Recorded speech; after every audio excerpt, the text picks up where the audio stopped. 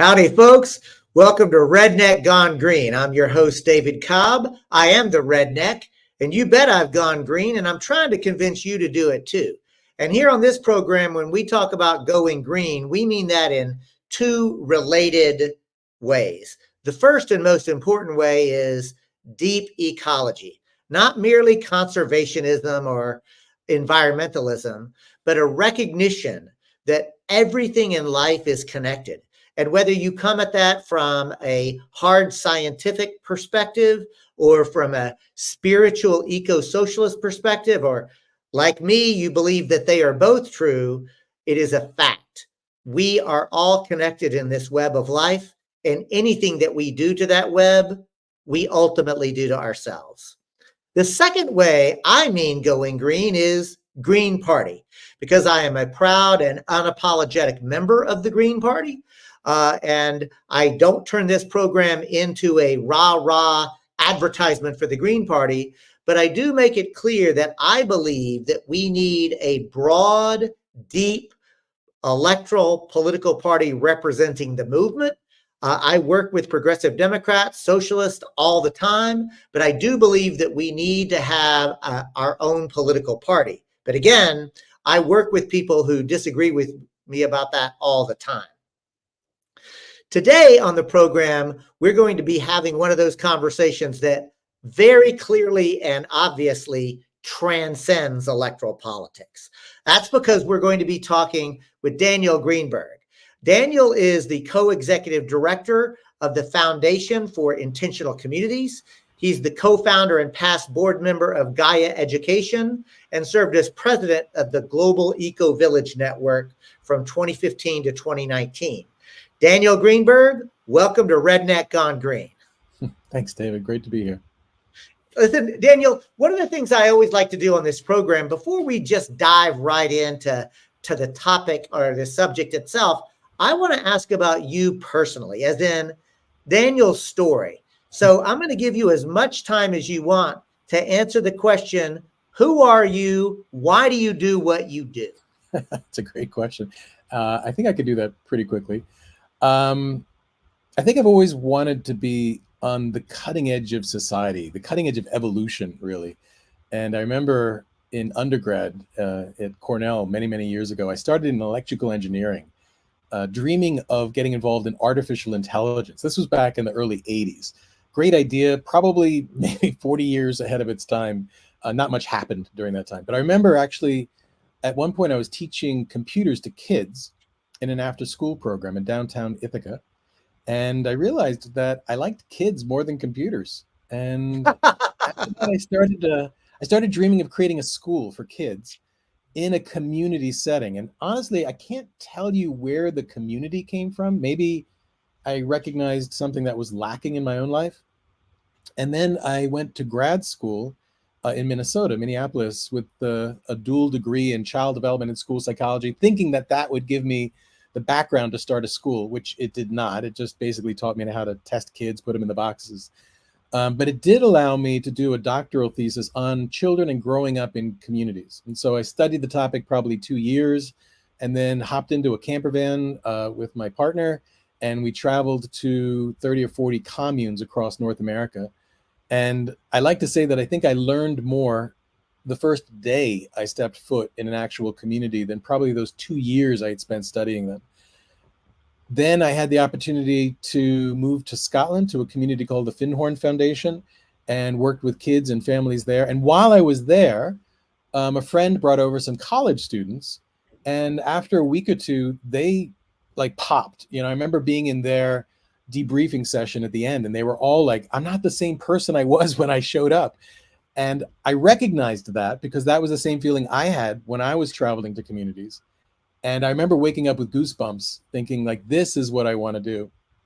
And so after a few years, I was able to start a nonprofit called Living Roots or Living Routes. And we partnered with the University of Massachusetts, and we did study abroad programs in eco-villages around the world. Findhorn in Scotland, Orville in South India, Senegal, Israel, Mexico, Peru, Australia, all over. It was great work. Did that for quite a few years. I left to do something more climate related around an alternative to carbon offsetting and as you mentioned, was helpful with the Global Eco Village Network and Guy Education. And yeah, and now I'm a co-director of the Foundation for Intentional Community. And I recently was living back at Findhorn after 30 years as their education director. So, Daniel, thank you so much. How was that?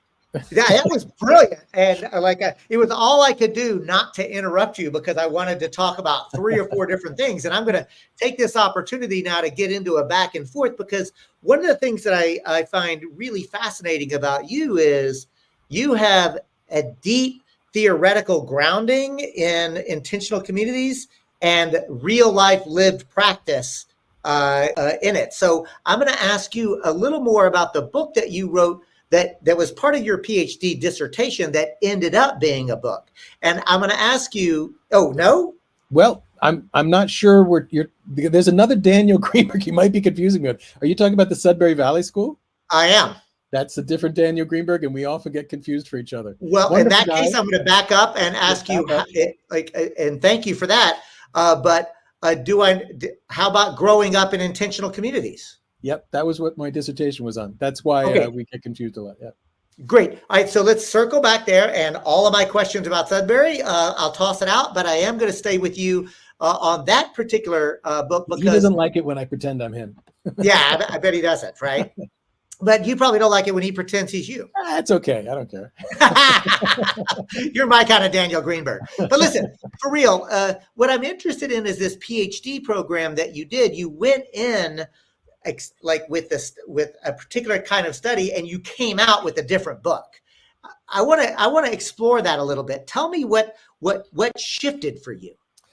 Well, I mean, I went in very naive. I was looking for utopia, and I had a lot of self-serving purposes too. I wanted to see how I wanted to live and how I wanted to raise my children. And I thought, well, doing a PhD thesis on this felt like I was doing a number of things at once. What I learned was a lot more complex. And this was a long time ago. This was 30, 40 years ago. But yeah, I mean, I think the thing that if I could go back and do the dissertation over, the topic that I think is really intriguing are the relationships that children in community are able to form with adults who aren't their parents, who aren't their friends' parents or their parents' friends or their teachers, but are just adults that they form a strong bond with. And I think that is very rare. If you're not working in a field that involves kids, or you don't have family or relatives with kids, it's very difficult to form those kind of relationships. And if we just take a moment to reflect, I mean, for most of our evolutionary history, that was just very natural. And I find those relationships incredibly powerful, both for the kids and for the adults, right? The kids, they get to see different adults. Yeah, go ahead. Yeah, no, thank you so much. Because what popped into my head is because, I'm a community organizer. I like to call myself a peaceful revolutionary. So I have the great privilege of being involved in building relationships and building movements. And I'll tell a quick anecdote about one of my mentors. Her name is Bella. Yeah. And I remember to this day, it's vivid in my mind. We're talking about the overall program of cooperative ecosystems. And I say something like, look, we really need to make sure that art and culture is integrated in everything that we do. Because as an organizer, I know the importance of art and culture. It's the medium by which information and inspiration is passed away. And then I say, and watch this, Daniel, I say, of course, I'm not an artist myself, and Bella shouts, everyone's an artist, David. Bella is 6 years old, coloring on the floor, the child of one of my colleagues. And I think of Bella as a personal friend. And I like to tell that story. And I literally say my mentor, Bella, because she didn't miss a beat, Daniel. She was just coloring and just said, everyone's an artist, David. And it was like, it changed how I even was thinking about art and culture. And I am an artist. I just had never really thought of it because I wasn't making art that was sold and commodified. Sure. You know what I'm getting? Exactly. I mean, art is a mindset. just like community is a mindset, right? And I'm noticing that the sun is actually doing some art on my face, and I was going to try to like make with it. I'm gonna go with it. I'm gonna actually play with it, and and it'll be part of our little That'll be, performance yeah, art. no, yeah, you do it. So listen, but that's an intriguing idea, right? Like, because this notion of like it is our birthright, both as children and adults, to have the privilege of a true intergenerational experience that includes but goes beyond our family units. Sure. But that's been stolen from us in our current society. I don't know if I would use the word stolen, but it certainly has disappeared by and large. Yeah, I mean, I talk about communities and eco-villages all the time, and often I'll hear people reflect back and saying, "Oh, that sounds nice," but they're a little eccentric, or they're marginal. They're not very relevant to mainstream society, right? And when I hear that, I often will reflect back. It's like, let's take a moment, step back, and recognize and remember that this is essentially how we lived for 99.9% of our evolutionary history, right? It's only been since the industrial age that we've sort of gone away from this, and we had access to cheap energy, and we could create suburbs and really isolate ourselves from mainstream. And I think actually the result of that there's a longing, there's a loneliness, that there's an existential loneliness, and we don't even know where to look for that, because community isn't on the radar for most people. I mean, I used to talk in a lot of big classes at universities, and I would often ask students, what do you most want out of life? Make a list. And they would popcorn. Of course, there'd be the good job, a loving partner, a nice house, opportunity to just travel. Very rarely did I hear someone say, I want to be part of a community. I want to feel like I'm part of something. And so it's like there's this thing that many, many people are longing for, that they don't even know how to put words on it or where to look for it. Does that make sense? Yeah, it absolutely does. And I got to tell you, you're already lighting up some comments that I want to bring in. Desert Mantis, Dave Petrovich asks, did you study early American utopian communities? A little bit. And again, that was like 30 years ago. But I'm mostly a contemporary intentional community person, but I studied them enough to write a chapter or two in my dissertation. So I could talk about sort of the history a little bit, but that's not my expertise. Well, we're going to actually, at this point, I'm going to bring in a dear friend and colleague of mine, Rob Persons.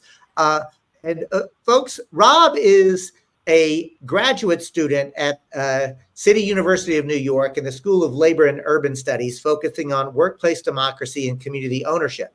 Rob's a writer and organizer. He's actually somebody that I got to say is a personal friend, and I work with him. So, Rob, you've actually done a little bit of study. So I wanted to bring you in at this point about some of that early American utopian history that Dave Petrovich mentioned. Yeah, thanks for bringing me on, David. I'm excited to talk with you, Daniel. Yeah, and there's a long history of utopian socialist and utopian communities in the United States, from early experiments like New Harmony in Indiana, which was started by Robert Owen. And there was a big uptick around this famous book that came out called Looking Backwards in the 1880s. African-American communities started a lot of cooperative communities, as documented in W.E.B. Du Bois and Jessica Gordon Nembhard. And I live in the Hudson Valley, New York, and right by me there's Golden's Bridge, which was started as a Jewish communist commune. And even from my personal background, I found out my great-grandparents lived in what they called the commie coops in the Bronx, which was started by the Communist Party of the United States as a collective housing community that featured rec halls and community kitchens and whatnot. And there's these communities that exist across the country today. So I wanted to hear you talk a little bit, David, about connecting to this history of place and connecting to these existing communities that are setting an example of alternative relationships, and how we as people who maybe live in a more traditional setting, or traditional by modern terms, can learn from and connect with those experiments. Thank you. Go ahead, Daniel. Well, I could I'll just flesh out a little bit of around some of the history. And I think it's important that we know a little bit of it, because I think a lot of people, when you talk about communities, intentional communities, eco-villages, they assume they sort of started and ended in the 60s and 70s, right? And they go back a long time, depending on how you define them. But in the US, of course, was a wonderful field for this, because it was essentially started as a social experiment. And there was a lot of land if you kind of conveniently overlooked the people already living there, right? And a lot of people talk about these waves of intentional communities in the US. There was the early wave in the late 1700s, a lot of Protestants fleeing persecution in Europe. My favorite was the mid 1800s. There was a reaction to the Industrial Revolution, and all kinds of communities showed up. There were communities on transcendentalists, Shakers, the vegetarians, free love communities, even back then. There were communities based on phrenology, which, if you don't know what that is, that's like looking at personality based on the bumps of your head. I mean, there are whole communities, doomsday prophets, all that. Then the late 1800s, that was a response to economic difficulties, the 1930s with the Great Depression.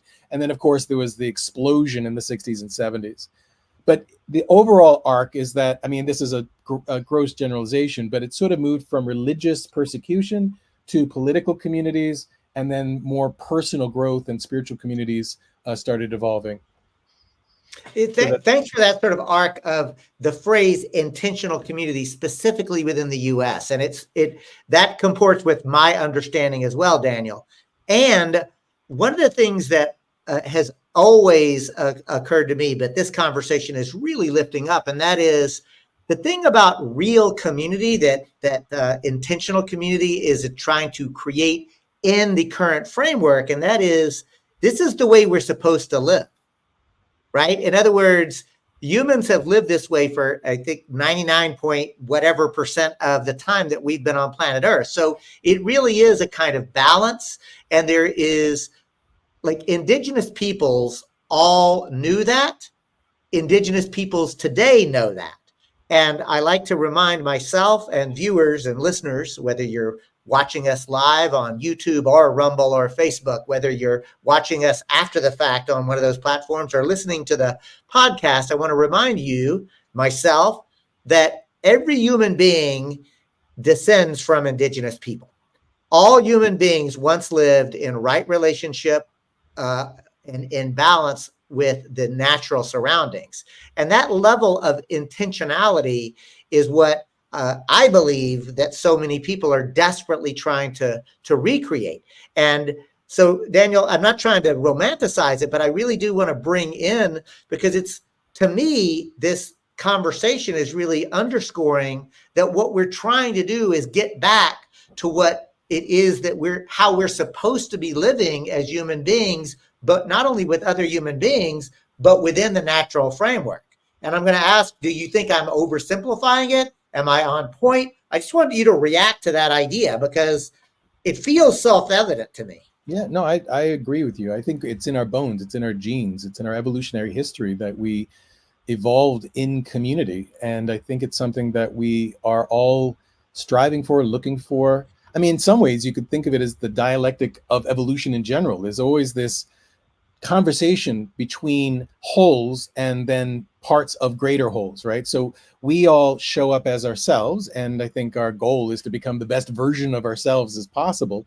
But at the same time, we're always part of these larger beings, like cells in a body, right? Whether it's a relationship, a neighborhood, a family, a community, a nation, the globe, the ecosystem.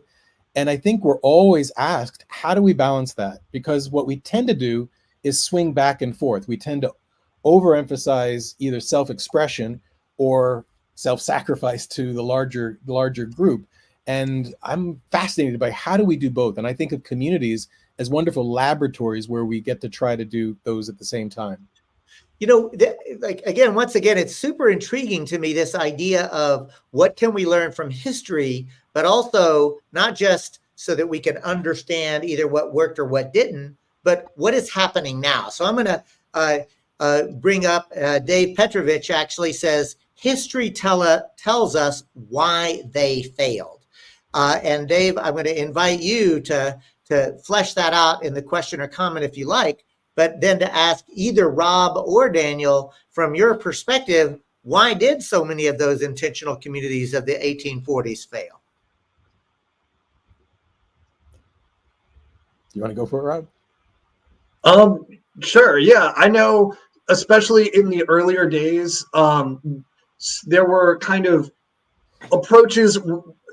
I mean, there's a wide variety of reasons, and there's a lot of, as Daniel mentioned, many different approaches these communities took, but kind of especially an approach to try to create it as overly self-sustaining without a connection to the broader economy and world, or kind of putting too many rules and barriers in the way. And there's so I'm thinking about Howard, what's his name, the book called The Garden Cities, but how forget the author's name, but that trying to like overly engineer society, in which that just isn't really how human beings can function when you create these kind of utopian schemes that have too many rules. So that's one reason I can think of, and a lot is to do with the encroachment of the commodity form and the kind of industrial lifestyle. So I'm interested to hear what Daniel has to say as well. Yeah, I would gently push back on the question actually, and say I'm not sure if there are good criteria for when a community fails or succeeds. I mean, certainly there have been communities that have crashed and burned in grand style, right? And my mom used to say, if you can't set a good example, at least be a horrible warning. Right? And so there are a lot of horrible warnings out there that we can learn a lot from. And a lot of, I mean, let's say in the last huge explosion of communities in the 60s and 70s, these were, I mean, a lot of hippies, they were just leaving home. They're like, oh, my Uncle Ralph has some land up in upstate New York. Let's go live there. And so people would go. And there was no process about how to bring people in, how to tell people they needed to go. And those often kind of fell apart. But there was people who were serious about it who said, hey, there's something here. And so they would go on to develop second and third generation communities of that time. And they learned as they went. And I think now we're benefiting from the wisdom of a couple generations of people. And in decision making, it's gone like consensus, which kind of came from Quaker and Native American traditions, was sort of all the rage. And it's still very popular in communities. Sociocracy is coming up. Interestingly, I've rarely seen voting as a mechanism for decision making in a community. And it makes sense, right? Because on a national level, we can make a decision and we have a police force and an army to back that up, right? In a community, if you can imagine 51 out of 100 people wanting something to go forward and 49 not wanting it, it's just not going to happen, right? Right. So some sort of consensus or supermajority, or people divest or invest their decision-making power into one person or a group of people. There are different ways of doing it. Daniel, I'm so glad you actually brought up the idea of voting and how to make and implement decisions in a non-coercive way, because one of the things, like, again, I have an indigenous mentor who said to me once, he said, David, you know how in our tradition, you knew somebody was a leader? The people followed them. And you know how they weren't a leader anymore? You know how we unelected our leaders? People stopped following them. And there's something to that kind of very gentle, soft power of leadership that says you really have to be really conscious and aware of what is happening and why, what's the cultural context, but also what is happening. And I think that, like, again, the proceduralism of voting, I understand why, and I engage in elections, and I think voting is important. But I also understand that, like, when I'm in a group of people, we don't vote on where we're going to go out to eat. We have a conversation about it, right? Now, I also remember, I'm old enough to really have played a role in a lot of true consensus processes. And I found them to be sometimes brilliant and beautiful. I like to say some of the best decision making I was ever in was a pure consensus model. But I'll tell you this, Daniel, some of the worst decision making I was ever in was in a pure consensus model. Absolutely. It was horrible. Can I tell you a quick story? I Please. remember going to a rainbow gathering. This again was probably 30 years ago, which nominally worked on consensus. And so there was a big consensus decision-making process, maybe So before 300 you tell the story, you got to tell people what the Rainbow Family is. Okay, so the rainbow gatherings are public gatherings on national parks that happen annually. Actually, I think they're around the world now. I think this one was in Minnesota. And so there was a big decision making. There was maybe 300 people there.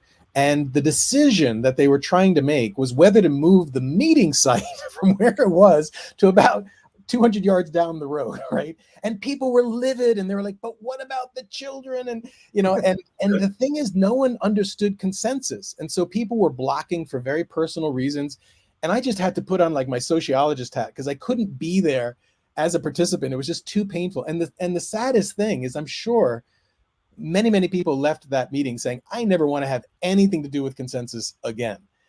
But the problem was that there was no training. It's the idea like, oh, we'll just get into a room, we'll keep talking until we all agree, right? That's not how it works. You know, yeah. So I'm so glad you told that story, Daniel, because I'll tell my own, because Please. I had the great privilege of living, working, and playing in an anarchist workers collective for about 7 or 8 years. It was called Democracy Unlimited of Humboldt County. And we operate, now we were small. We went from 5 to about 8 people any given time, right? But a true consensus model with blocks, with a blocking procedure. Daniel, a pop quiz for you. In that 8-year period, how many times would you imagine that a block was exercised? Are you saying ideally or in real life? Because ideally, blocks should happen very rarely. I mean, it takes a lot of chutzpah.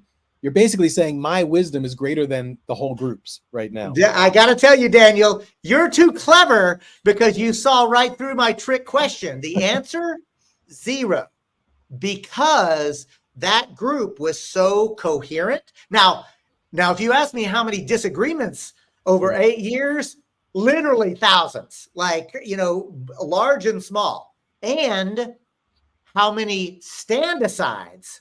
Hundreds of stand-asides. Sure. Not a single block, because in our culture, the idea of a block was, if the group goes forward with this proposal, I would have to leave the group because it is outside the bounds of what I think is moral or ethical, or it actually contradicts the reason that we have come together. So there was never a block, because if in the process of talking something through, there was that level of disagreement, we realized this is probably not the right idea. So hundreds of stand-asides where, like, and I know because I did several of them, where we're like, I'm not going to do that project, but if y'all want to do it, okay, but here's all the reasons I think it will fail. Right. Right. So that's, to me, and I'm not trying to break my arm patting myself on the back, but Daniel, to me, that's the essence of what if you're really trying to collaborate with somebody, the process that can work. But I got to tell you, I have my doubts about whether you can do that process with hundreds or thousands of people.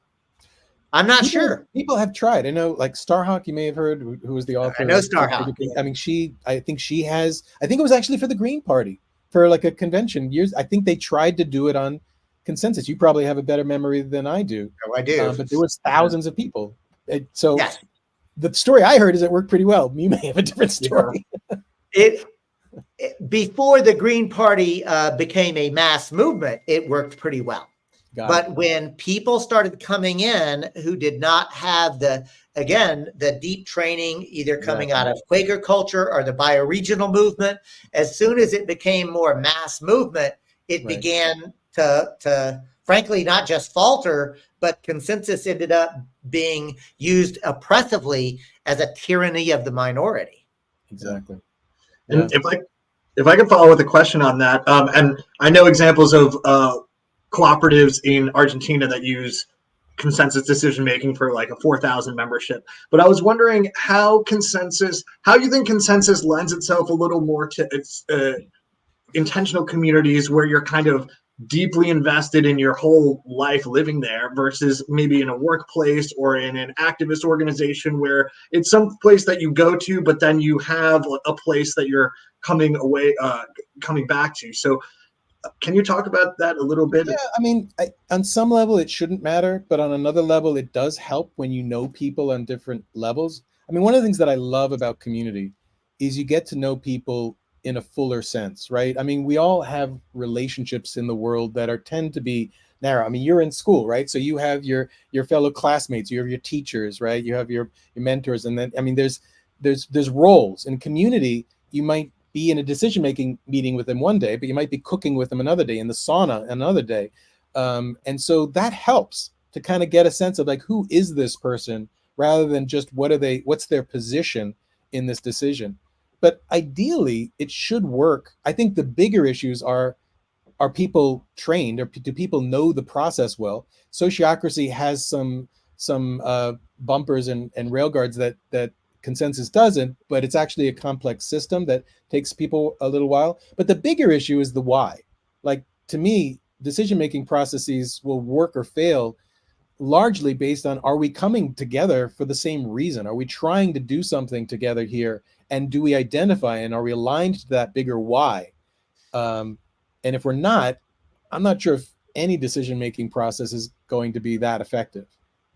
Lisa writes in to ask, how does consensus decision-making and other small collective qualities scale up beyond very small communities? Or is it small grouping the whole goal of the philosophy? I feel like you've touched on that a little bit, Daniel, but Lisa's asking a very specific question that I want to get your thoughts on. I mean, I don't know how many examples there have been of this. Maybe you know of others. I know in Oroville, a community that I'm very connected to in South India, there's maybe 3,300 people there from 60 different nations. So you got an incredibly multicultural community. And they're all there to build, as they call it, a city the earth needs, a city for building human unity. And they talk about divine anarchy.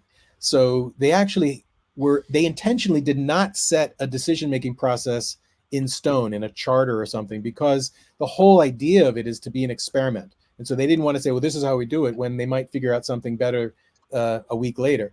And so they've tried different things. I remember for a couple years, they had smaller communities that were working with consensus, and then they would have representatives that would go into a larger kind of area group, and then they would do consensus, and then those reps would go. I mean, that's really representational democracy at that level. But that's a rare experiment. I don't know if either of you are aware of others. I think it can I'm happen, thinking but about it takes a lot of Arcasanti. investment. I'm thinking about Arcasanti, which you probably know about it. I think that they've had up to, I think, about 200 people. But the one in India, like, to me, this is part of the fascination. And I'll tell you, I'll name another what I would call an intentional community, and that's Burning Man.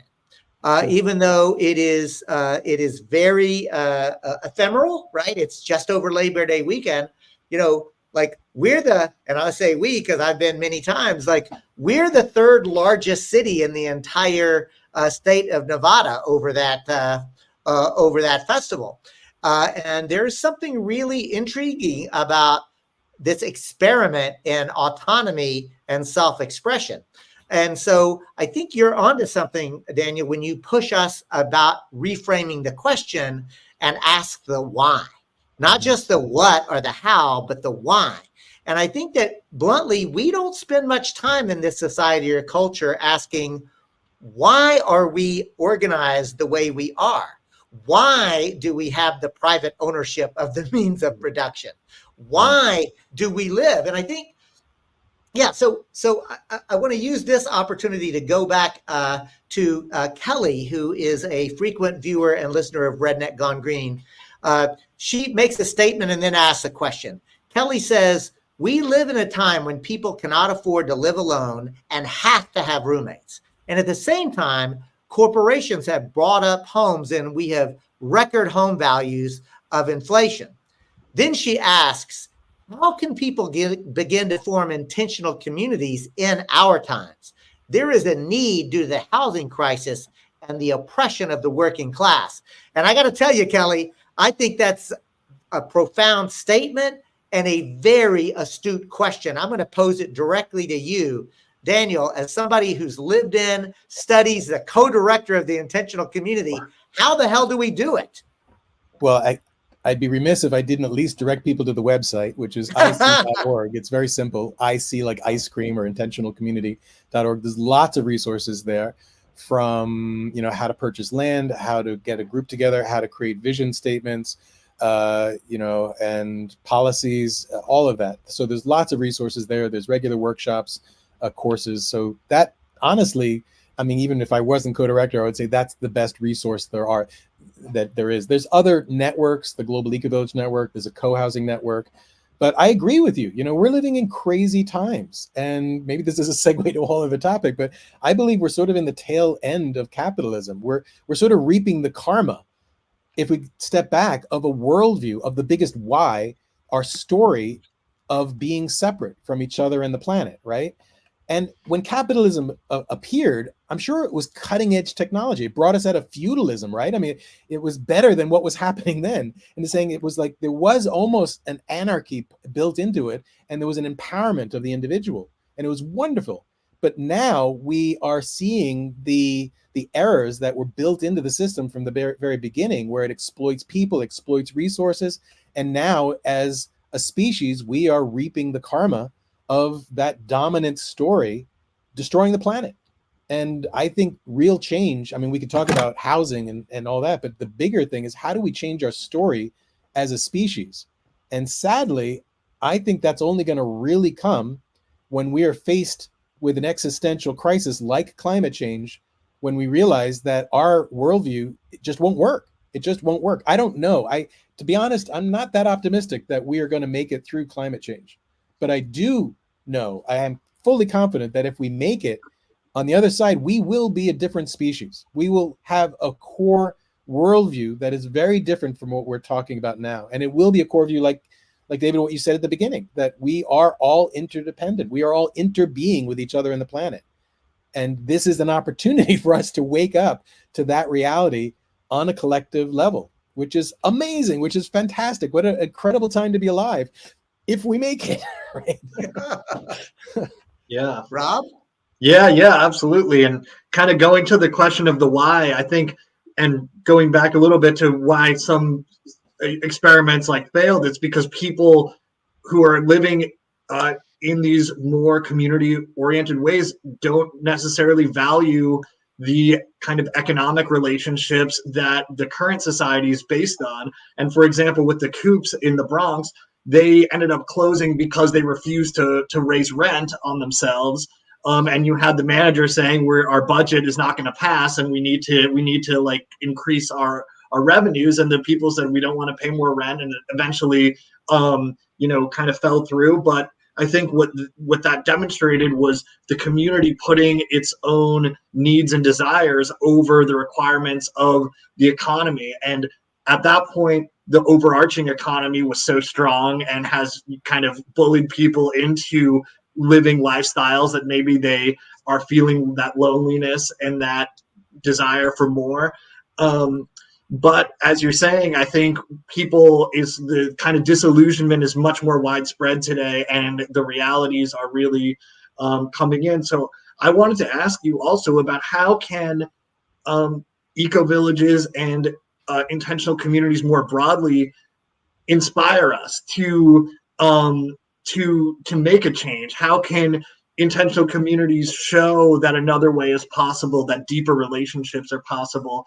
And where do you see the connections between existing intentional communities and society at large, and where can that be strengthened? Right. Well, eco-villages, I mean, I define an eco-village as very simply. It's basically a group of people that are trying to live high quality lifestyles and low ecological footprints. How do we live well and lightly together? And if you think about it that way, you can see there's actually two directions, or two things we all need to be doing. We need to be increasing our quality of life, and we need to be decreasing our ecological impact on the planet. Eco-villages are essentially trying to pull those together and to come into what some would call a livable zone, right? Where we all have to get to as a species if we're going to survive on this planet. So there's a wonderful quote by William Gibson, who was a science fiction author. I think he coined the term cyberspace. And he once said that the future is already here. It's just not evenly distributed. Oh, wow. And so, like, ideally, eco-villages are a little ahead in the future. And honestly, I used to think they were farther ahead. Given some recent things that have happened over the last few years, I used to say humanity is in kindergarten, eco-villages, maybe they're in second or third grade. Now I'm thinking maybe first grade. So they're challenged too, but they're also challenged by this dual need, on one hand, to change the world, and on the other hand, to have a nice place to live, right? And sometimes there was a wonderful quote, I can't remember, Auden or somebody, who said that, that makes it hard to plan the day. We're trying to do both of those. And unless there's a crisis, unless there's a felt urgency around changing the world, many communities fall back on, hey, this is a really nice place to live, right? Having said that, I do think eco-villages are putting the pieces together in ways that really have impact on people. Something I should say, like, I've never found any piece of technology or any one process in an eco-village that you can't find being done better elsewhere. Okay, you can find better green buildings, organic agriculture, windmills, solar, anything on its own. You don't look to eco-villages for cutting edge technology. In fact, it's almost the opposite. They're saying, like, how do we take human scale, cheap technology and put it together? And so what eco-villages, where they are cutting edge, is they're putting the pieces together so that the wholes become more than the sum of its parts, right? They're creating community, they're creating culture, they're creating stories of what it means to live with each other and the planet in some semblance of harmony. That's what wakes people up. That's what woke me up when I first traveled to Communities. It was like, oh, there was like a light switch that went on that I didn't even know was off, right? It was like, oh, this is what it means to live in community. And once that light switch is on, you start recognizing it, and you start recognizing the lack of it everywhere you look. And so to me, that's the most powerful impact of eco-villages, is it actually helps people change that story to more of the story that I feel we desperately need if we're going to survive and hopefully thrive in the coming years. Daniel, I really appreciate that you have multiple times talked about narrative or story, because one thing I know, because my art form, as my mentor Bella taught me, we're all artists, I've realized, as a trial lawyer, as an organizer, storytelling is my art. And I'll tell you this, human beings do not understand or make sense of the world through facts. Right. We actually understand the world through the stories we tell each other, and the stories that are told over and over and become the stories that are basically, quote, common sense. That's culture. That's literally what becomes reality for folks. And I'm going to back up because Dave, who is a frequent viewer and listener, made a very important comment earlier that I didn't get to, but he pointed out that exploitation in feudalism continued in capitalism. True. And I think that's a very important point. And I'm going to tell a story that as I see the tapestry of where we are on capitalism, Daniel, and I really want to invite you as I tell this story, I'm going to do it really quickly and ask you to react if you think it's more or less right, if you want to push back as you've done earlier. It goes like this. Human beings, for the 95% of our time as species on this planet, lived more or less in balance with one another in small tribal ways. We were not merely hunter-gatherers. We were hunter-gatherer gardeners. We were actually cultivating from Mother Earth, but we were living very small. This is and this is not my idea. Anybody who's read the seminal book, The Chalice and the Blade by Riane Eisler, will know I've basically given you the book in a nutshell. That's how we lived for 95% of our time on planet Earth. But then humans stopped and began to do what Daniel Quinn would call totalitarian agriculture, and basically started to go to war against the rest of creation in order to enclose certain parts. That's the beginning of a certain type of imperial civilization.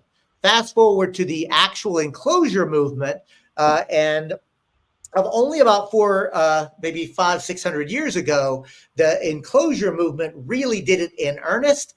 Then began the mercantilism and the creation of the nation states. Capitalism actually is the political economic framework by which you begin to say the private ownership of the means of production, as opposed to the communal ownership of the means of production, and that's being done for use value, as opposed to commodity value to buy and sell things. The point is, I believe Dave is 100% correct. Feudalism was exploitive and oppressive. Capitalism continued it. What makes capitalism unique is who owns the means of production and the idea of commodity production for sale. And it does allow the creation of a middle class. But here's the point, Daniel, and I want to get to this. We are at the end of capitalism.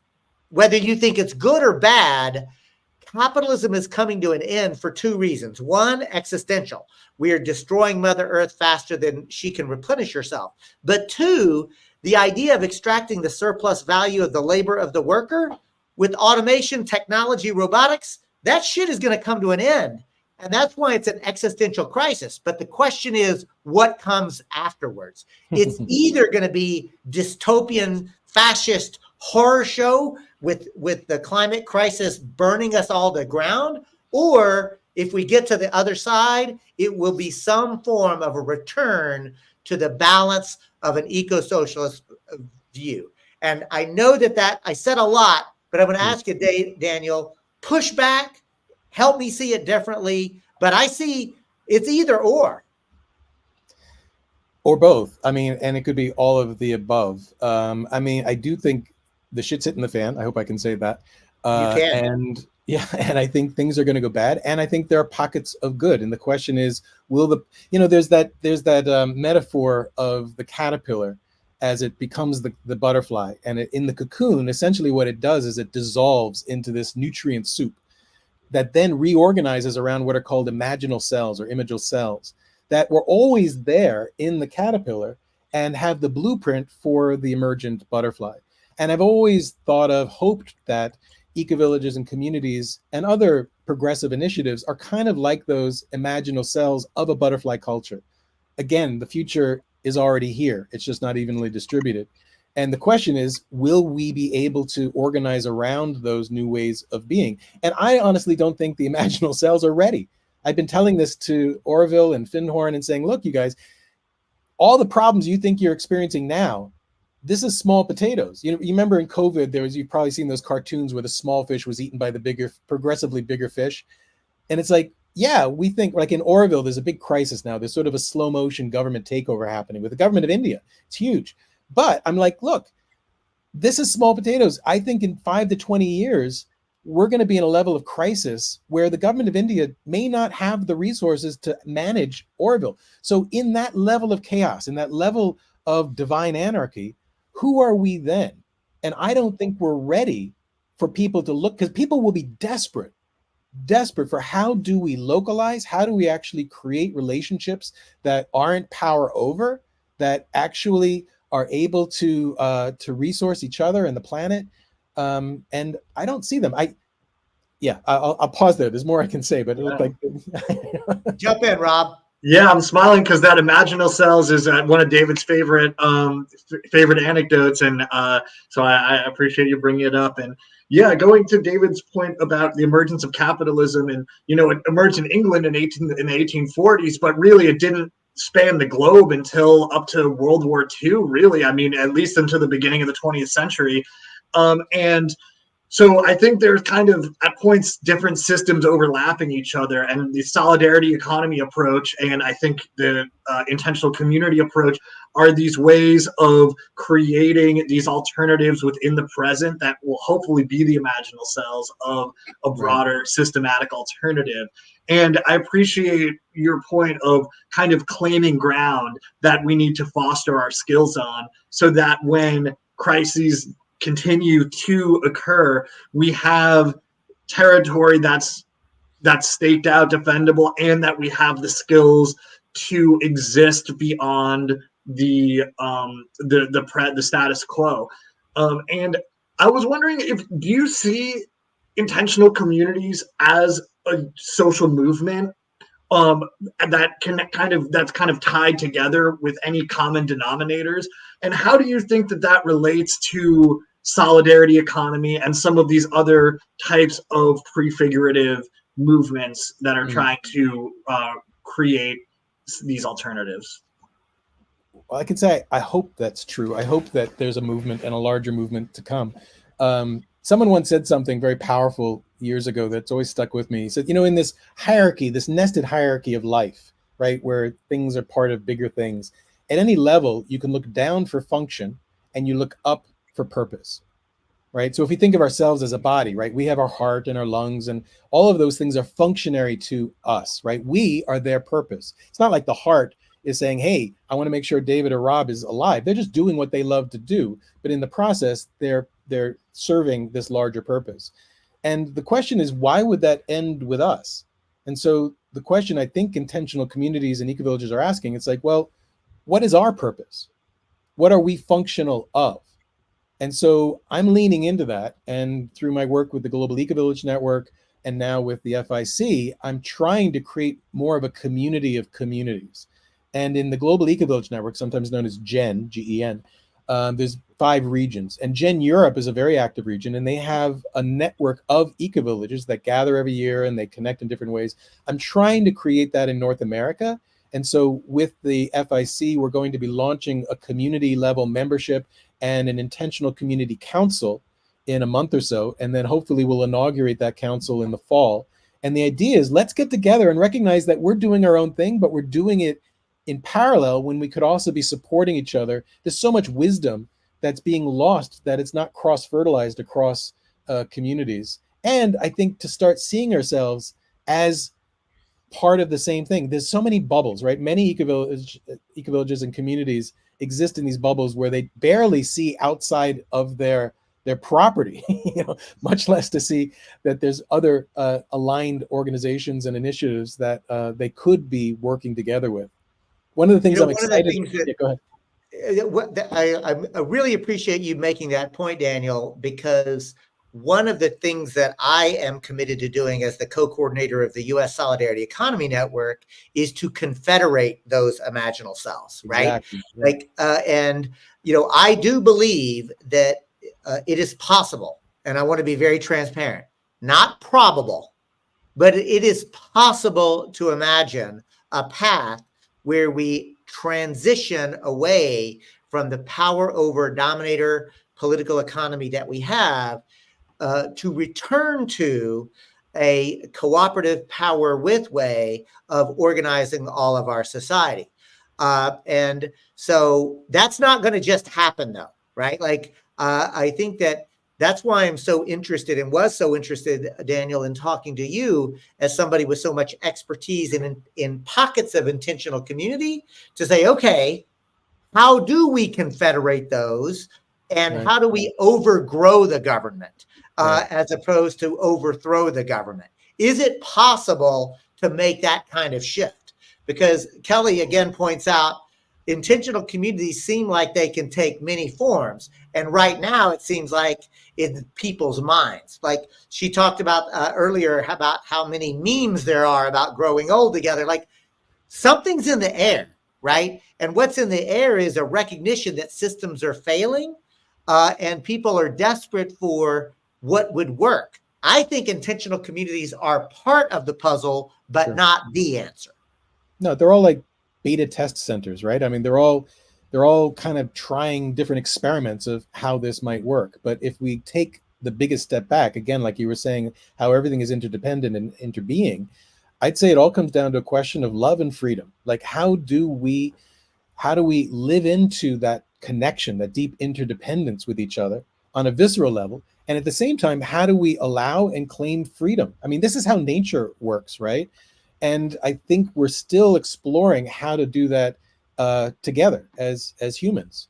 I don't know if you've talked about spiral dynamics on this show, but is that we have? Yeah, I mean, and I gotta tell you, how do we develop these capacities, these worldviews? It goes from survival to security to power to order and truth to prosperity and community, and each of them have their pros and their cons, and then all of that is what would be considered first tier, and most people in the world, whatever worldview they're in, they think it's the only or certainly the best worldview.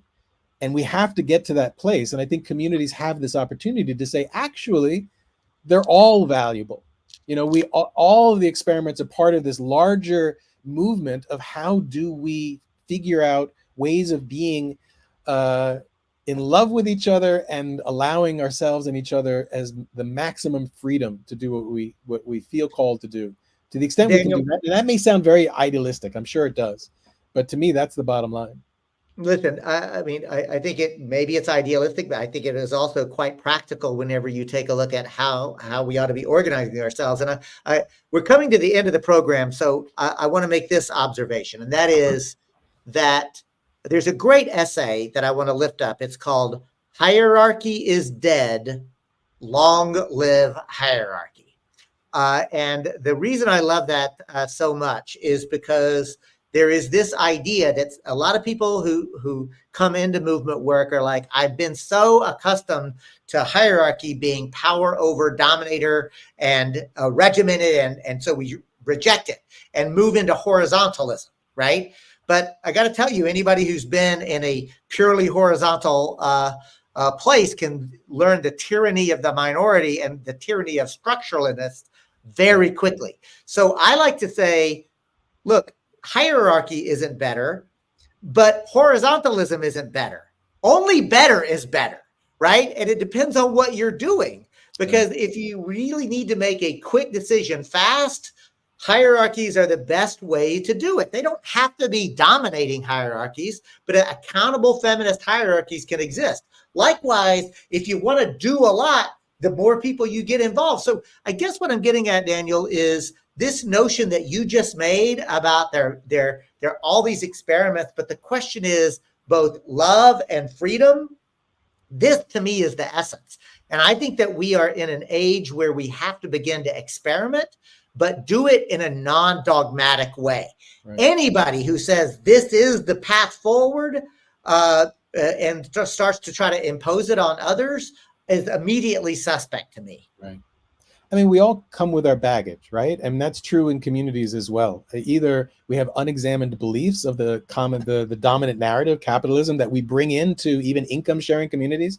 And often there's reactions to those narratives where it's like anything but that, right? And that's where, I mean, I live in a lot of community-minded folks that it's like we want to make sure everyone is taken care of. Emotions are really important, and we don't like hierarchy. We have skepticism of any kind of leadership. But the problem is we often get stuck in process and things don't happen, right? And so there is a recognition that maybe hierarchy is useful, as you said, in feminine forms. And there's always this transcend and include. It doesn't mean that we have to let go of a strong heart sense with each other, a sense of community when we have hierarchy, right? Somehow people feel like those are mutually exclusive. If you have hierarchy, it's somehow depersonalized. And it's like, no, it's like, let's do that within community, recognizing the value of being together and recognizing that there is efficiency and it makes sense. And it's true everywhere we look. If you look in nature, there's hierarchy.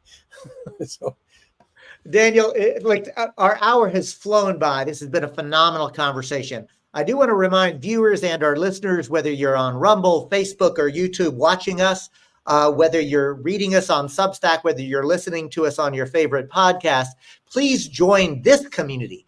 Redneck Gone Green went from a couple of people to 4,000 and growing, and we want to encourage you to help us grow this. And yes, I'm going to say it. Please like, subscribe, comment on this, because that's the only way to break out of the corporate algorithm to continue to grow this community.